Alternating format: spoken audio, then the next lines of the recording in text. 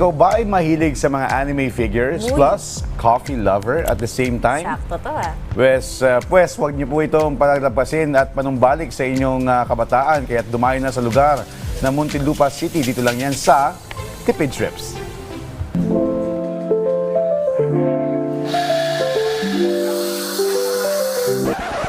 Kape na pampabata? Totoo ba to?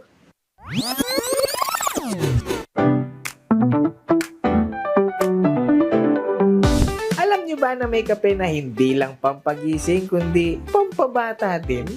Sa trip natin ngayon, bisitahin natin ang lugar kung saan hindi lang basta coffee ang maritikman kundi ang tamis ng nakaraan at yung mga alaala mo nung kabataan. Kaya tara, balik tayo sa pagkabata sa naispata naming kapihan sa Muntinlupa. Ano, biyahe na tayo?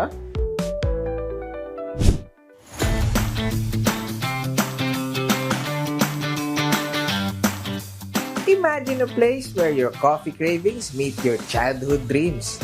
Para kang pumasok sa museo habang nagkakape.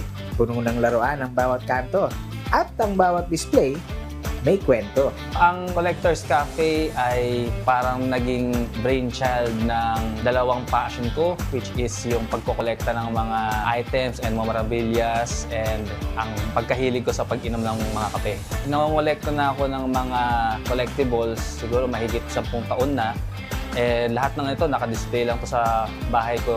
So gusto ko sana siyang i-share din sa mas maraming mga tao, kaya naisipan ko na maghanap ng isang pwesto na pag-displayan ito. And sa pwesto na yun, naisipan ko na rin na ituloy din yung isa sa mga pangarap ko rin na magkaroon ng coffee shop.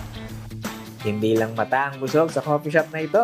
Sa presyong 50 to 150 pesos, mae-enjoy mo na ang masasarap na drinks na sarili nilang timpla na may iba't ibang flavors ng frap at kape. Dito sa cafe, meron kaming mga espresso, hot drinks, and may mga cold drinks din kami hanggang sa mga signature drinks namin. Bumili lang kayo ng kape at umupo dito sa upuan namin. Ma-enjoy nyo lang kung nakadisplay sa store namin. Masaya na rin kami. Kumpleto mula sa mga palabas na kinalakihan ng batang 70s at 80s na sila Voltes 5, Mazinger Z at Bioman. Mga batang 90s tulad ng Naruto at One Piece. Hanggang sa mga latest na pinapanood mo gaya ng Demon Slayer. Pero ang kaibahan ng cafe na ito, pwede mong hiramin for picture taking o kahit laruin ng mga nakadisplay dito. Tulad nito. Transform.